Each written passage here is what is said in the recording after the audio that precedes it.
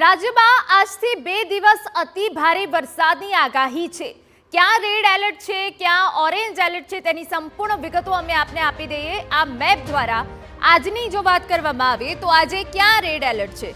નવસારીમાં red alert છે, વલસાડમાં રેડ એલર્ટ છે, એટલે દક્ષિણ ગુજરાતના અમુક જે જિલ્લાઓ છે હવે એ સમજી લો કે સુરત, તાપી અને ડાંગમાં પણ ઓરેન્જ એલર્ટ છે, એટલે ભારે વરસાદ પડી શકે છે। દક્ષિણ ગુજરાતમાં આજે ભારે વરસાદ પડવાની પૂરી શક્યતાઓ છે।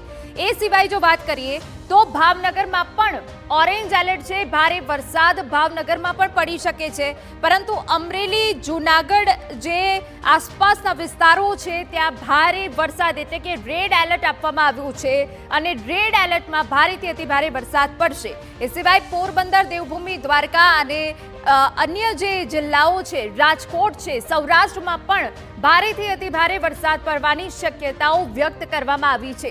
એટલે કે આજનો જે દિવસ રહેવાનો છે સૌરાષ્ટ્ર અને દક્ષિણ ગુજરાત માટે ભારે રહેશે, ભારે વરસાદ પડી શકે છે। આજે સૌરાષ્ટ્રમાં અને દક્ષિણ ગુજરાતના જિલ્લાઓમાં ભારે વરસાદ જોવા મળશે।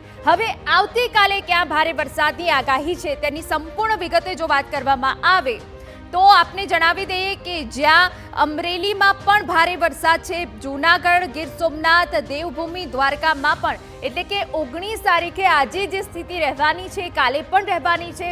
કાલે પણ સૌરાષ્ટ્રના અનેક એવા જિલ્લાઓ છે જ્યાં ભારે વરસાદ પડવાનો છે, પરંતુ ભરૂચ, સુરત, તાપી અને ડાંગમાં પણ ભારે વરસાદનું એલર્ટ છે। એ સિવાય જો વાત કરવામાં આવે તો વલસાડમાં ભારેથી અતિ ભારે વરસાદ પડી શકે છે।